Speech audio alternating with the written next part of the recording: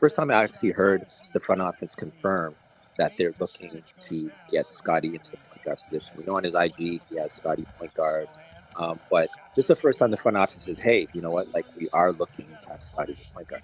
What's your thoughts on that? Because I think we might have mentioned this before, but I see Scottie as like a front court player with backcourt capabilities. I don't see him as a point guard, as I think the fan base seems to like kind of be pushing him. So I just want to see where you're at in regards to point guard, Scottie.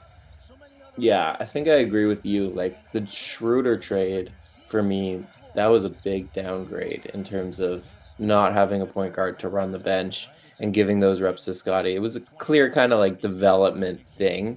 I think it's something Scottie wants for sure, and I think the front office is trying to appease him a little bit. And like down the line, here comes Jordan Nwora. Down the line, maybe those reps will pay off, but I don't see him as like a full-time point guard. I see him. I don't even see Scottie as like a best scorer on a championship team. Like I'm very high on Scottie, but I think his role, his future is more like I could see him being the best player on a championship team, which again, like that's a very high compliment for a player. But I think it would be more in the mold of like a Jimmy Butler, where it's like all around player, defense, rebounds, playmaking, hub, but you kind of need scorers around him. Like you need guys who can really just score the ball, and like ideally you have like a number one option who can be the top scorer on a team, but Scottie's a better overall player. I kind of think that's in his future.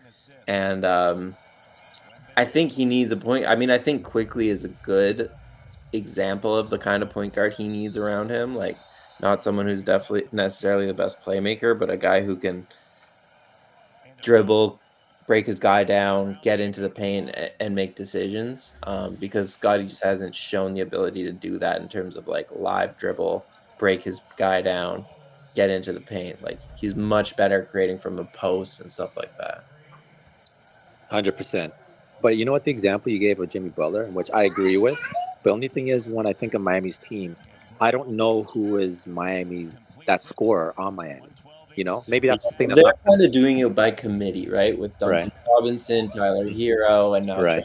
trading for the Terry Rozier. Like I think they're trying to do it by committee.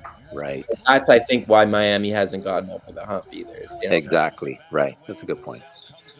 That was the issue, I think, as well with Siakam when we had him. I didn't necessarily think he was a number one, that he could lead to a championship. He was great at being a number two during that championship run. So I think the Raptors down the line need to figure out there has to be another guy that can create his own shot.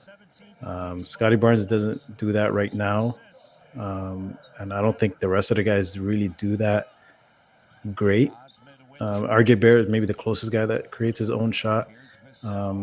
IQ is still, I think he's still in that mode of what he was doing with New York, coming off the bench and just trying to score as many points as possible. And so I don't know. I don't know what the Raptors are going to do in the future, but it's going to be interesting. Yeah, they have to get that guy most likely in the trade market.